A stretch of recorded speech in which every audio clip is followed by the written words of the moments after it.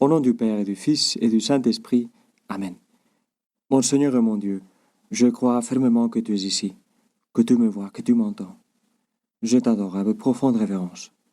Je te demande le pardon de mes péchés et la grâce de faire avec profit ce moment de prière.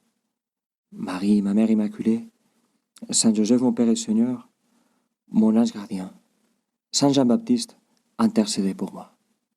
Tu te seras déjà rendu compte que ça fait des jours qu'on accompagne Saint Jean-Baptiste à gauche et à droite. Eh bien, aujourd'hui, c'est le dernier jour, parce que demain commence cette sorte de compte à rebours vers Noël, qui sont les ainsi nommés fériés majeurs de l'Avent. Eh bien, avant de commencer ces comptes à rebours, l'Évangile nous place devant une question de Saint Jean-Baptiste. Une question que Jean envoie ses disciples à faire à Jésus parce qu'il est emprisonné par Hérode et avec des perspectives qui ne sont pas vraiment bonnes. Eh bien, Jean, qui au Jourdain avait dit de Jésus avec clairvoyance, « Voici l'agneau de Dieu », maintenant il envoie ses disciples avec cette autre question. « Es-tu celui qui doit venir ou devons-nous en attendre un autre ?» Parfois, on a expliqué ces passages de l'Évangile comme si celle-ci était seulement une question rhétorique.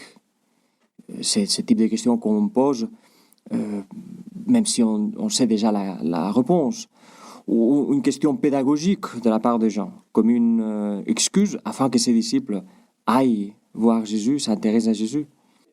Moi, je préfère penser, et là je monte sur les épaules de deux géants, comme Romano Guardini et Joseph Ratzinger, Benoît XVI, je préfère penser que Saint Jean-Baptiste a eu ici son moment d'obscurité, son moment de ne pas comprendre. Vous voyez, il était emprisonné, il était exposé à mourir d'une façon arbitraire, capricieuse. Lui, qui était la voix qui devait amener les gens à Jésus, était maintenant une voix bâillonnée.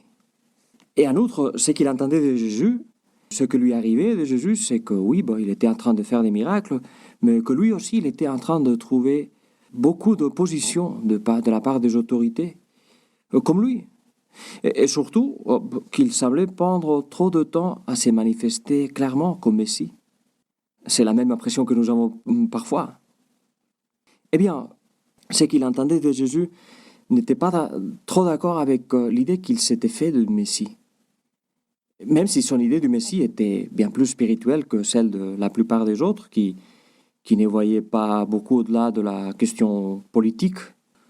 Voilà, ils voyaient, les gens pensaient, bon, les Romains sont ici, nous ont soumis, mais un jour le Messie va venir, il va nous libérer, et voilà. Eh bien, Jean n'avait pas cette idée si pauvre de Jésus, mais sûrement non plus celle d'un maître itinérant qui était finalement exposé au danger d'être emprisonné comme lui, et même exécuté comme ce serait le cas. Personne ne pouvait imaginer que le Messie allait finir si mal comme il a fini. Et la chose commençait à se présenter mal. Et Jean-Baptiste le percevait. Et ça le fait douter. Oui, ça le fait douter. Tu vois, nous tendons à imaginer parfois les prophètes ou les saints comme des super-héros qui avaient tout clair dans leur tête, dans leur esprit. Et par contre, ils étaient des hommes et des femmes comme nous. Tu te souviendras qu'il y a quelques jours, Jésus disait de Jean qu'il est Élie, le nouvel Élie. Il les compare, il l'identifie avec l'ancien Élie, l'Élie dans l'Ancien Testament. Eh bien, le pauvre Élie, le grand prophète de l'Ancien Testament, il a eu aussi un moment mauvais. Au moins, un moment mauvais où il demande à Dieu de lui prendre la vie parce qu'il n'en peut plus. Eh bien, Jean ici, il semble aussi avoir son moment d'obscurité, de ne pas être trop sûr si Jésus est celui qui vient tout régler ou pas. Et nous aussi, Seigneur, nous parfois, nous te faisons cette même question, peut-être pas avec le même mot, mais oui, es-tu celui qui doit venir ou devons-nous en attendre un autre? Et l'Église nous invite à nous poser la question, à te poser la question encore maintenant que nous nous approchons de Noël. Es-tu celui qui doit venir ou devons-nous en attendre un autre? Nous croyons que tu es le Fils de Dieu. Oui, que tu es le Sauveur du monde. Nous t'appelons Agneau de Dieu. 3 fois chaque Eucharistie. Mais ensuite, nous voyons tellement de choses qui ne se passent pas bien dans le monde, dans l'Église, dans notre vie. Un tas de désastres. Autant de désastres que parfois, voilà, nous te posons la question comme ça, mais au fond, nous te demandons, es-tu celui qui doit venir ou devons-nous en attendre un autre? Eh bien, comment il répond, Jésus, à Jean et à nous? Comment tu nous réponds? Eh bien, tu nous réponds en faisant des miracles et ensuite en citant le prophète Isaïe. Allez annoncer à Jean ce que vous avez vu et entendu.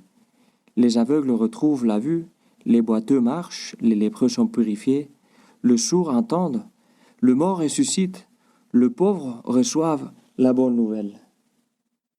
C'est-à-dire, Jean écoute ce qu'Isaïe a dit des temps messianiques. Il les disait effectivement de moi.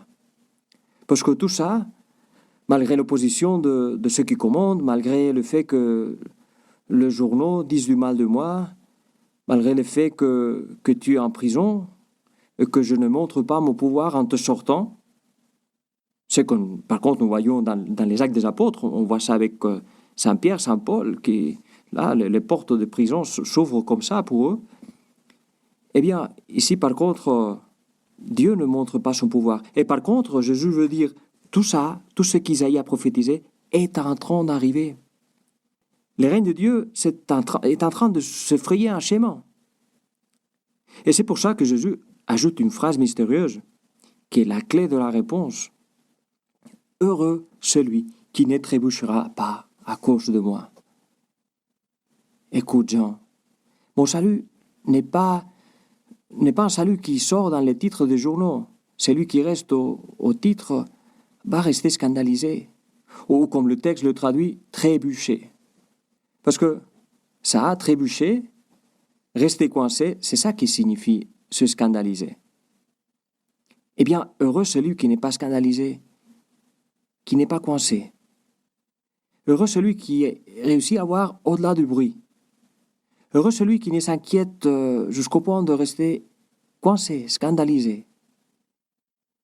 Et donc, tout Jésus nous dit, t'inquiète pas. Et si tu t'es trop inquiété, si l'inquiétude t'a laissé coincé, laisse-moi te décoincer. Eh bien oui, Seigneur, j'aimerais que tu me décoinces quand je reste là, scandalisé, quand je reste bloqué. C'est vrai, les moyens de communication, Internet, marchent parfois comme une sorte de fabrique, d'usine permanente de scandales qui tend à nous décourager, à nous faire douter un peu, jusqu'au point où, si on ne fait pas trop d'attention, on peut s'installer dans une attitude de désenchantement, parfois même de cynisme. Mais ça serait une attitude simpliste et confortable. Simpliste parce que c'est pas vrai qu'il y a tout qui tourne mal. Parmi toutes les choses qui ne tournent pas, il y a beaucoup de choses qui tournent. Écoute, on ouvre le robinet et il y a l'eau qui sort. Et la plupart des parents prennent soin de leurs enfants, même si parfois ils ne réussissent pas forcément à trouver la bonne façon de les éduquer. Bref, il y a énormément de choses qui se passent bien, même si ça fait moins de bruit. Et donc ça serait un regard simpliste et un regard commode, je te dirais, confortable, parce que finalement, bon, on critique, on juge, mais on ne voit tout ce que nous pouvons faire de bon.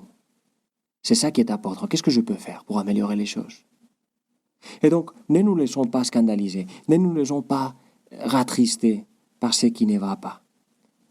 On perdrait l'espérance, qui est comme une joie patiente.